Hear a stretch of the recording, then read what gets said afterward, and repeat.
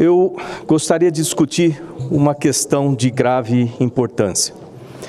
Uma que perturba o cerne da democracia e da decência humana, que requer nossa atenção mais urgente. Testemunhamos a visita de Nicolás Maduro ao nosso amado Brasil. Um acontecimento que, por si só, levanta questões fundamentais sobre os valores que nós, como nação, escolhemos abraçar. Deixo claro que todos os países têm o direito de se governarem como melhor entenderem. No entanto, acreditamos em princípios universais que devem ser respeitados por todos. Esses incluem o respeito aos direitos humanos, a independência dos poderes e a livre expressão da sociedade civil.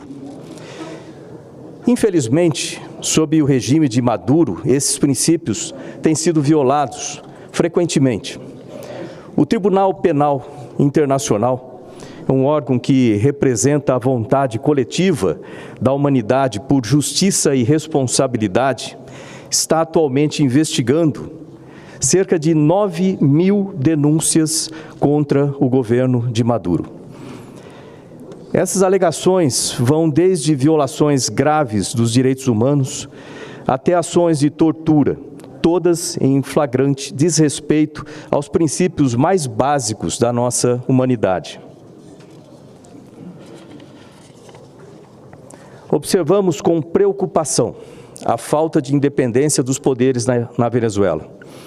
As principais instituições democráticas daquele país, incluindo a Assembleia Nacional, o Judiciário, o Conselho Nacional Eleitoral, a Procuradoria-Geral, a Controladoria-Geral e a Defensoria Pública, são controladas pelo governo e seus apoiadores, desafiando a essência do que significa ser uma democracia.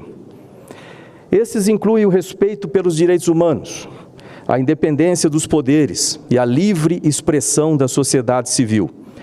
Infelizmente, sob o regime de Maduro, esses princípios têm sido violados repetidamente, com perseguições a jornalistas, fechamento de rádios, fechamento de emissoras de televisão e um cerceamento à liberdade de expressão e de imprensa. Aprofundando a erosão do Estado democrático, o regime de Maduro utiliza os órgãos estatais de segurança e inteligência, o Serviço Bolivariano de Inteligência Nacional, SEBIN, e a Direção Geral de Contra-Inteligência Militar para controlar a sociedade civil e reprimir a dissidência política. Vemos com grande preocupação a legislação recente na Venezuela, que limita severamente a atuação das organizações da sociedade civil, ecoando desenvolvimentos alarmantes na Nicarágua e além. As Forças Armadas da Venezuela, outrora um baluarte de estabilidade, agora são utilizadas como atores econômicos e políticos fundamentais, defendendo uma visão que marginaliza e silencia a oposição. A dívida substancial da Venezuela para com o Brasil, agora estimada em 12,5 bilhões de reais, continua a ser uma questão não resolvida que prejudica as relações entre nossas nações. Além disso, os Estados Unidos emitiram uma ordem de prisão contra Maduro, acusando-o de envolvimento no narcotráfico. Um crime que tem impactos devastadores em comunidades em todo o mundo.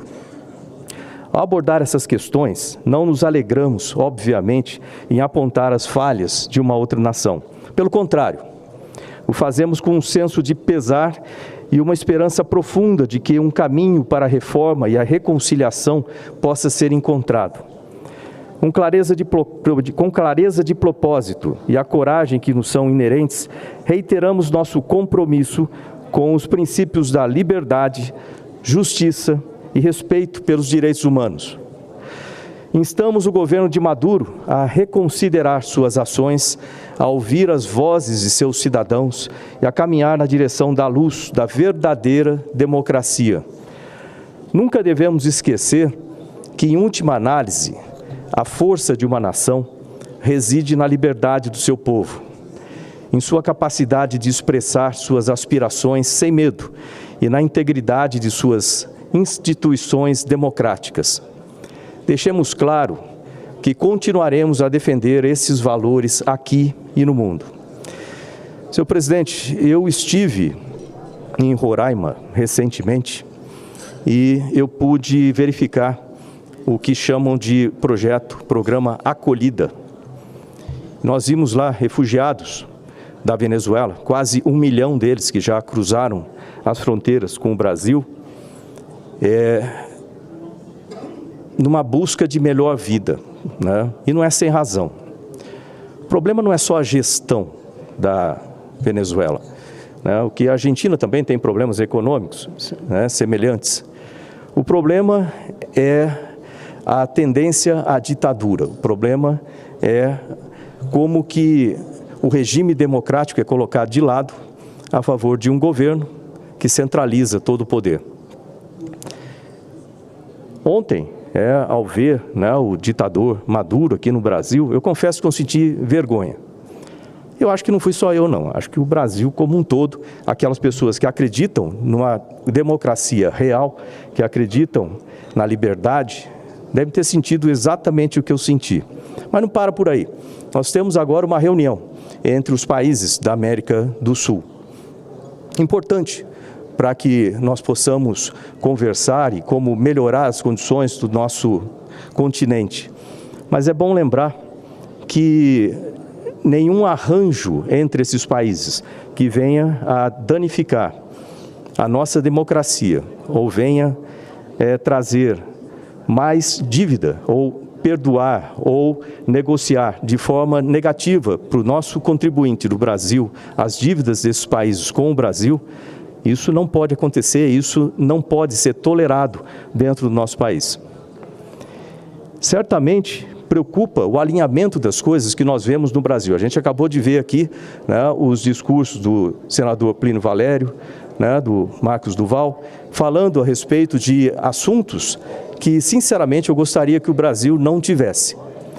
Né? Assuntos em que, se você ver a sequência de eventos aqui no Brasil, com risco à liberdade de expressão, com risco à liberdade de imprensa, com risco à própria liberdade das pessoas, isso é algo que nós não podemos tolerar no nosso Brasil se nós queremos realmente um regime democrático aqui. E eu acho que isso é o que todos, pelo menos aqueles que têm bom senso, querem aqui. Eu imagino que nenhuma pessoa queira viver em um país onde, por exemplo, não exista diferenças de classe. Parece estranho falar isso, mas que só existam duas classes, o governo e o resto.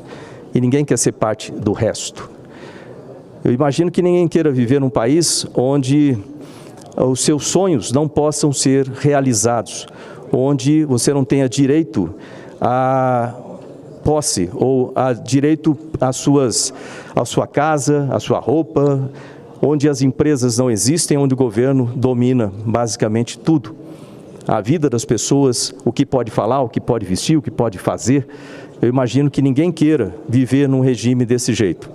Mas é exatamente isso, eu congrego a todos aí para dar uma lida no que significa comunismo, o que significa socialismo, para dar uma lida aí e ver exatamente o risco que se corre dentro desses regimes. E isso nós não queremos aqui no nosso país. E isso não vai acontecer aqui no nosso país. Nós queremos um país que tenha direito à propriedade, um país que tenha um governo com estruturas bem definidas, em que exista equilíbrio entre os três poderes, que nenhum poder interfira no outro poder. Nós queremos um país onde os nossos jovens tenham o direito de sonhar e realizar os seus sonhos através do estudo, através de dedicação pessoal e com a certeza de que se ele fizer isso ou ela fizer isso, ele vai ter oportunidade de crescer, vai ter oportunidade de se desenvolver e ter sucesso na vida. É esse o tipo de país que nós queremos aqui. E infelizmente, o que nós vemos em alguns dos nossos vizinhos é justamente o caminho oposto. E a congregação de fatores e a sequência de fatores que levam possivelmente o Brasil a adotar exatamente essas mesmas práticas que nunca deram resultado em nenhum país do planeta Terra, em nenhum período da história, é uma coisa que deve preocupar a todos, independente de partido, independente de esquerda, direita, independente de qualquer coisa. Todos nós somos brasileiros e é isso que nós queremos para o nosso país. Obrigado. Bom, o que eu vou falar, eu vou ler aqui o relatório da ABIN e vou deixar claro que até o STF sabia que iria acontecer. Pegando o parágrafo 6º da Constituição, no artigo 53, se eu não me engano, fala o seguinte: os deputados e senadores não serão obrigados a testemunhar sobre informações recebidas ou prestadas em razão do exercício do mandato, nem sobre as pessoas que lhe confiaram ou deles receberam informações. E eu estou com a cópia do relatório da ABIN e vou ler para vocês. Mas primeiro, senhor presidente, senhoras e senhores senadores, venho mais uma vez a essa tribuna para apresentar essa casa ao povo brasileiro, que aqui representamos e que certamente nos ouve neste momento. Uma grave denúncia que envolve instituições do nosso Brasil.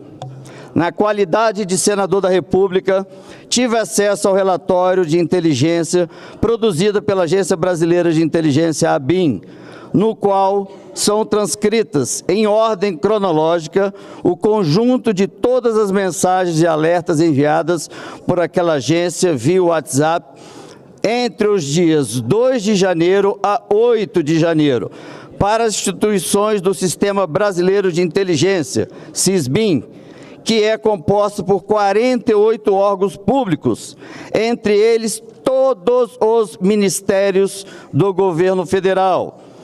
E entre o dia 7 e 8, foi colocado a Célula Integrada de Inteligência e de Segurança Pública do Distrito Federal, da qual participam representantes da Polícia Federal do Ministério da Justiça, da PRF do Ministério da Justiça, do Departamento de Inteligência do Ministério da Justiça e Segurança Pública, da Polícia Militar, do DF, da Polícia Civil, da Secretaria de Segurança Pública do Distrito Federal, do Supremo Tribunal Federal, do Tribunal Superior Eleitoral. E aí eu enquadro o Alexandre de Moraes, ministro Alexandre de Moraes. Tais mensagens, como acabo de relatar, foram enviadas ao alto escalão da República. Alertaram antecipadamente sobre os preparativos para a manifestação, inclusive com informações sobre incitação a ações violentas com uso de armas. Está claro, portanto, que os órgãos federais, tais como o Ministério da Justiça, do Flávio Dino, o Gabinete de Segurança Institucional do então ministro G. Dias, do ministro Alexandre de Moraes, pelo STF e TSE, foram devida e tempestivamente avisados da gravidade do que se estava para acontecer. Então, senhor presidente, senhoras e senhores senadores, diante desse documento, não há mais como o governo federal esconder a omissão dessas autoridades que tinham o dever de proteger o patrimônio e as instituições públicas. São providências não tomadas, deve ser agora prestar contas a essa casa, a CPMI do dia 8, e todo o povo brasileiro. Passarei a ler o relatório. A seguir, aqui está o relatório, cópia do relatório de inteligência da ABIN, já informando a partir do dia 2. Começa o seguinte: a seguir, planilha contendo o conjunto de mensagens encaminhadas via WhatsApp entre os dias 2 e 8 de janeiro, para membros do Sistema Brasileiro de Inteligência, SISBIN, que aí está incluído aí 48 agências federais, e da Célula Integrada de Inteligência da Segurança Pública do Distrito Federal. O grupo de WhatsApp, feito pela Célula Integrada de Inteligência da Segurança Pública do Distrito Federal, foi criada esse outro grupo no dia 7 de janeiro. E nesse grupo estava, com a participação de representantes das instituições, Polícia Federal, do Ministério da Justiça. Então vamos lá, no dia, eu queria até um tempinho a mais aí, por favor, que é muito importante isso e é sensível. Dia 6 de janeiro, às 19h40, segue a risco de ações violentas contra edifícios públicos e autoridades. Destaca-se a convocação por parte de organizadores de caravanas para o deslocamento de manifestantes com acesso a armas e a intenção manifesta de invadir o Congresso Nacional. Outros edifícios da esplanada dos ministérios poderiam ser alvos também de ações violentas. Mas aqui começa dia 2, às 15h30, as informações. Eu estou pulando já para o dia 6. Dia 7, dia 7 é quando diz aqui no cabeçalho a criação do segundo grupo. Foi criado o segundo grupo. Vamos lá.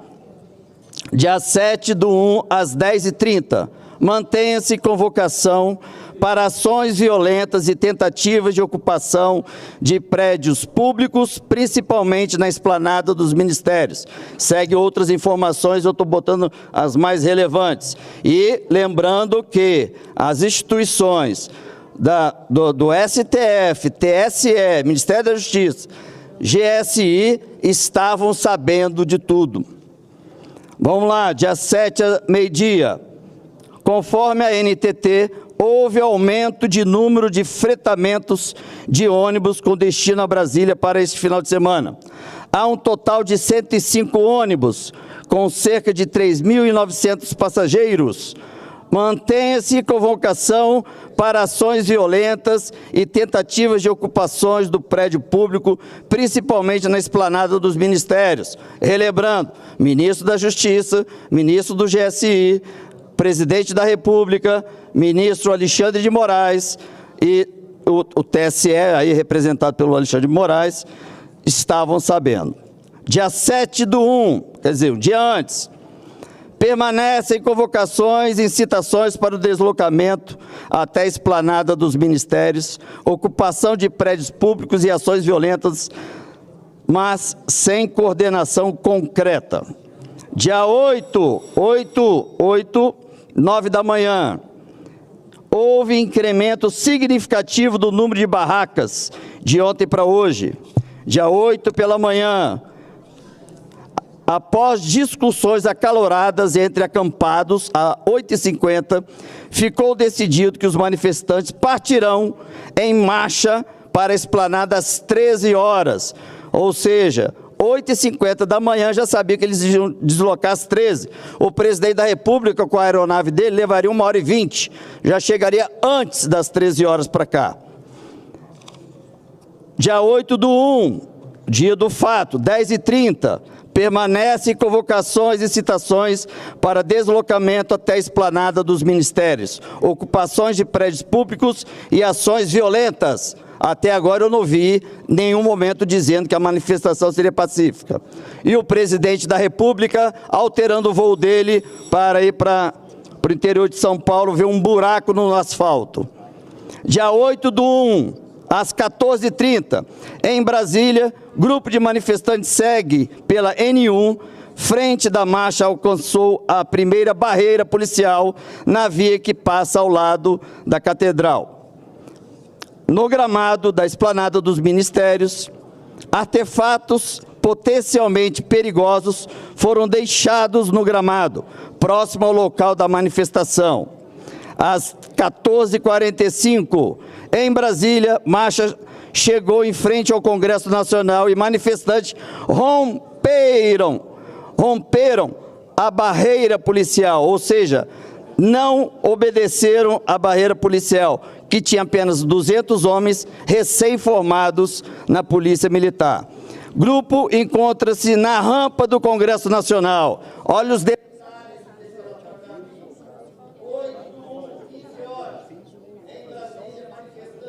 Invadiram a parte interna do Congresso Nacional. Dia 8, 15h10. Em Brasília, manifestantes continuam nas imediações do Congresso Nacional. Manifestantes invadiram o estacionamento e a parte de trás do Palácio do Planalto.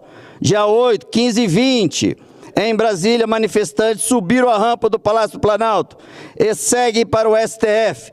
Policiamento é insuficiente para contê-los no momento. Às 15h30, em Brasília, cerca de 300 manifestantes se aproximam do STF com a intenção de invadir o prédio. Relembrando, quem está pegando agora a minha fala, o Ministério da Justiça, Flávio Dino, sabia, o GSI, G. Dias, sabia, o ministro Alexandre de Moraes, sabia. Dia 8/1, 15h35, em Brasília, aqui já foi a estrutura do STF. 15h45, manifestantes continuam em mediações dos três poderes. Há grupos no Congresso Nacional, Palácio do Planalto e STF. Manifestantes depredam o STF, continuam as ações violentas.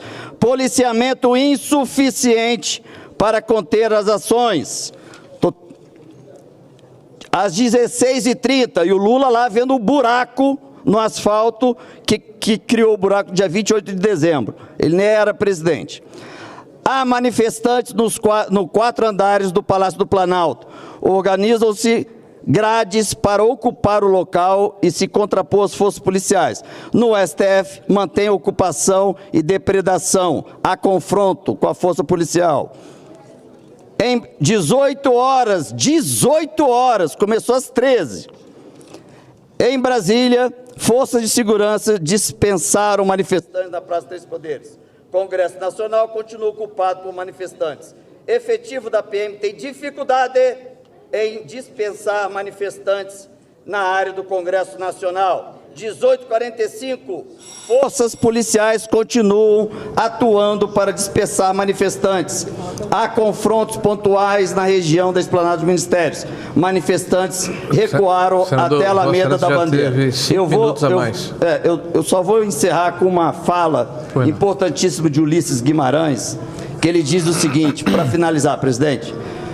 Cito aqui o imortal Ulisses Guimarães, no discurso que ele deu quando foi promulgada a nossa Constituição. Traidor da Constituição é traidor da pátria. Conhecemos o caminho maldito, rasgar a Constituição, trancar as portas do parlamento, garrotear a liberdade, mandar os patriotas para a cadeia, para o exílio, para o cemitério. Fecho aspas, assim falou Ulisses Guimarães, e eu encerro aqui. O relatório está na íntegra desde o dia 2 de janeiro. Volto a afirmar que os ministros da Justiça e o ministro do G. Dias e do STF, o ministro Alexandre de Moraes, sabiam que ia ter essa depredação, esse ato antidemocrático, e deixaram acontecer. É gravíssimo.